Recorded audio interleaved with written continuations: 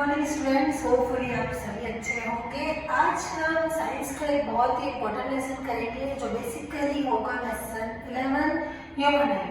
Human आई आपको पता है कि कंप्लीट लेसन डिलीट नहीं हुआ है, कुछ कुछ पार्ट से उसका जो डिलीट हुआ है, जैसे कि मायोपिया डिलीट हो गया है। तो मायोपिया को हटाने के बाद भी ह्यूमन आई में ऐसे ऐसे टॉपिक बच जाते हैं जो एग्जाम में आते हैं और बहुत ज़्यादा इम्पोर्टेंट है। चलिए इसको स्टार्ट करते हैं। फर्स्ट क्वेश्चन है हमारा, Why is the color of the sky blue? क्या कारण है कि आसमान का जो कलर है वो ब्लू है ना? आसमान नीला क्यों दिखाई देता है? मोस्ट इम्पोर्टेंट क्वेश्चन है, ध्यान से समझिएगा। चलिए, अगर मैं इसे पहले एग्जांपल बताती हूँ फिर डेफिनेशन की ओर जाएंगे। जैसे कि मान लीजिए कि ये कोई सन है। क्या है ये? सन। सन की जब लाइट,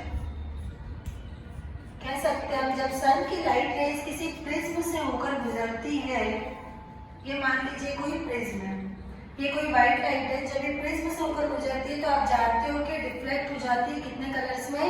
7, 5, 6, 7, जिसे हम स्पेक्ट्रम कहते हैं। हम इसके नाम भी बहुत अच्छे से पढ़ते हैं, बेसिकली हम छोटी क्लासेस में पढ़ चुके हैं। इसका नाम हम कह सकते हैं विबग्योर। ठीक है, वी से हो गया violet, indigo, blue, green, yellow, orange और रेड। बेसिकली आपको ये छोटी क्लासेस में पढ़ चुके हैं कि स्पेक्ट्रम किसे कहते हैं। ठीक है, अब इसका आसमान के नीले दिखने से क्या कारण हो सकता है? तो देखो, जब भी कोई सन की लाइट रेज किसी प्रिज्म से होकर गुजरती है तो वो 7 कलर में क्या हो जाती है? डिफ्लेक्ट। हम जानते हैं कि जो ब्लू कलर है उसकी वेवलेंथ होती है कम। क्या होती है? वेवलेंथ कम। वेवलेंथ कम होती है, इसकी वजह से स्केटर होता है ज्यादा। स्केटर में हो सकता है कि मान लीजिए कि मिरर रेस में कोई भी लाइट एक इंसिडेंट करेगी तो स्केटर हो जाएगी, मतलब बहुत शाइनिंग करेगी। तो अब अगर ऐसे देखें तो सबसे कम तो रेड की है, तो रेड कलर का दिखना चाहिए हमें स्काई, और हमें ब्लू क्यों दिख रहा है? ब्लू कलर का इसलिए दिख रहा है क्योंकि ये इतना समझ में है कि रेड की वेवलेंथ होती है कम, लेकिन ब्लू से भी कम रेड की, तो रेड दिखना चाहिए। पर अब ऐसा क्यों? ये इस वजह से होता है स्टूडेंट्स, क्योंकि जो ब्लू कलर है वो हमारी ह्यूमन आई की सेंसिटिविटी पर भी डिपेंड करता है। जो हमारी आई को बहुत ज्यादा अट्रैक्ट करता है कलर, उसको हम कह सकते हैं। इस वजह से हमें जो आकाश है, जो स्काई है, वो कैसा दिखता है? ब्लू। होपफुली आपको समझ में आ गया होगा। एक बार इसे शॉर्ट समझे तो शॉर्ट में आप यही समझिए कि कोई भी जब एक लाइट है ना, सन से कोई भी एक लाइट है किसी प्रिज्म से होकर गुजरती है तो वो 7 कलर्स में हो जाती है डिफ्लेक्ट। हम जानते हैं कि रेड, अगर हम ये विबग्योर से याद रखें तो रेड कलर की वेवलेंथ होती है सबसे कम, तो फिर तो रेड दिखना चाहिए।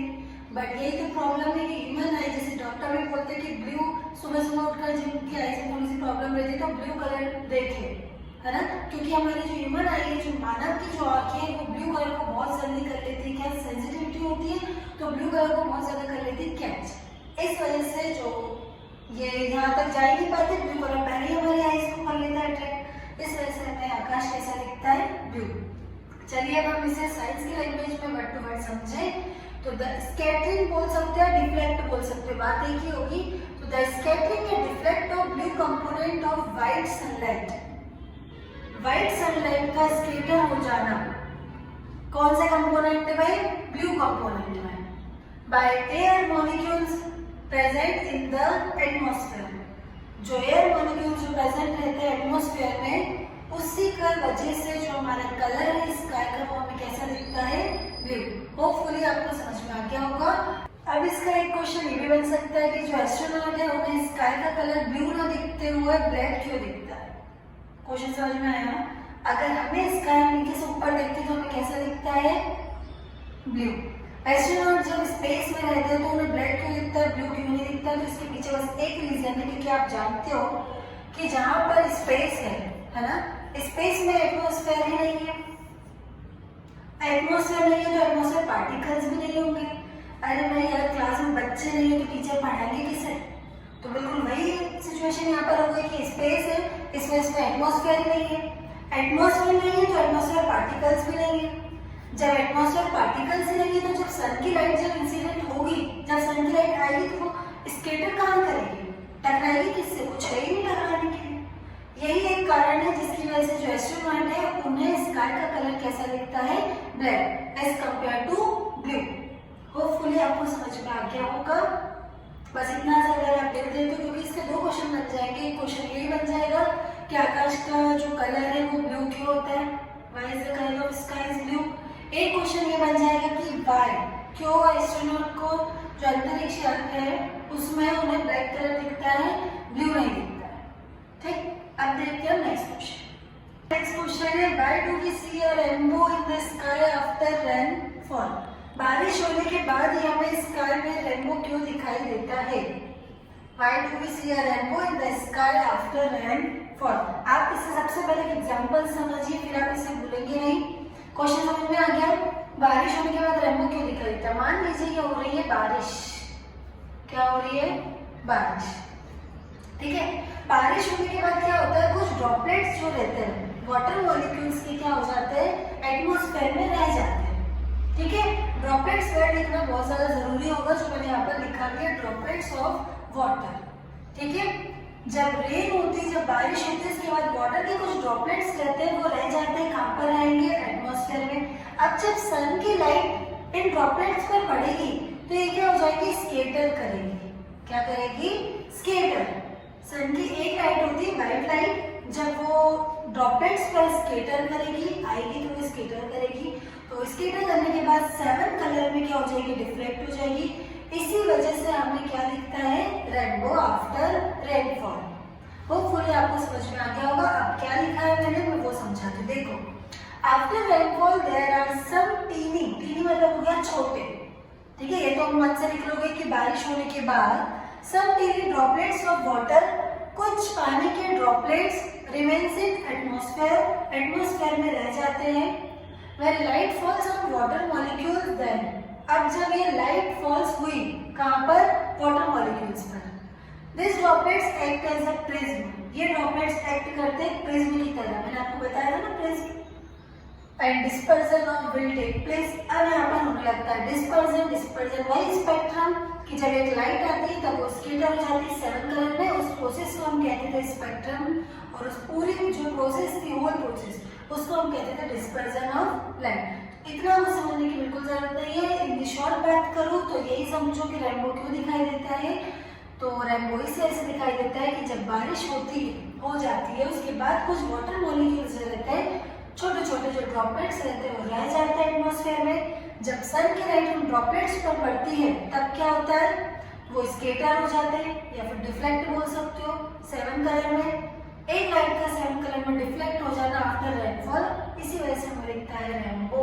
होपफुली आपको समझ में आ गया होगा। Move on to next question.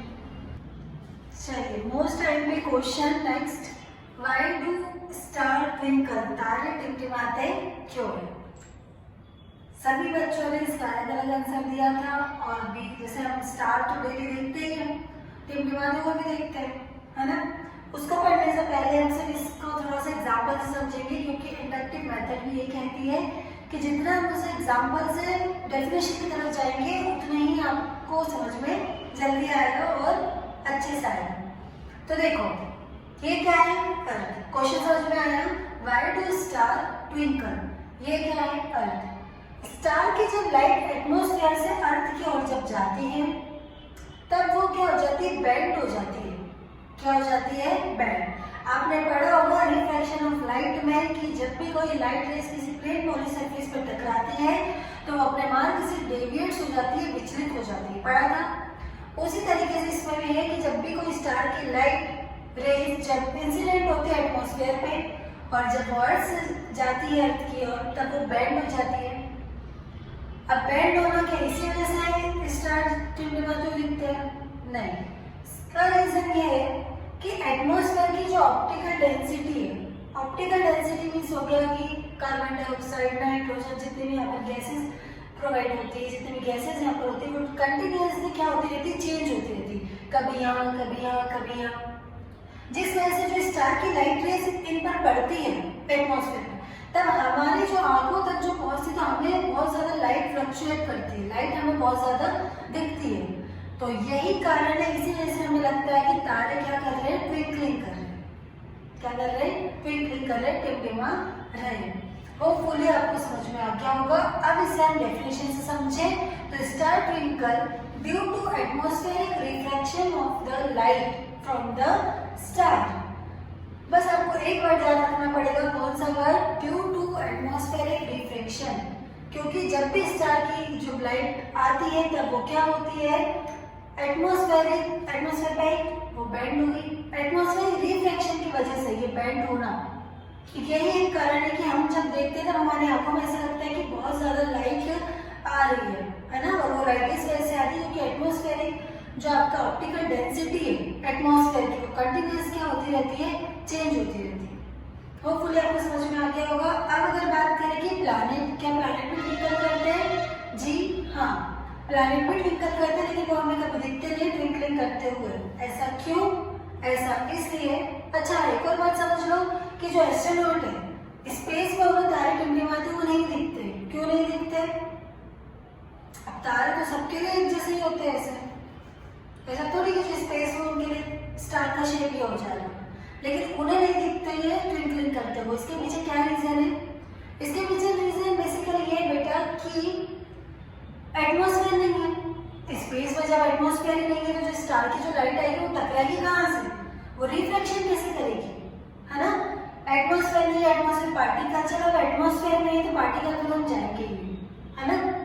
तो वो फुल आपको समझ में आ गया होगा।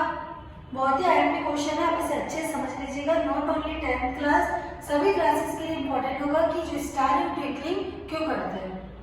तो ये चीज समझ में। अब उसके बाद मैं आपको बता रही थी क्या प्लैनेट भी ट्विंकल करते हैं क्या? यस, प्लैनेट भी ट्विंकल करते हैं, लेकिन जो प्लैनेट रहते हैं उनका साइज रहता है बड़ा और वो रहते हैं अर्थ के बहुत पास। मान लीजिए स्टार यहाँ पर है तो प्लैनेट रहते हैं यहाँ पर। इनका size as compare to star के साइज बड़ा रहता है।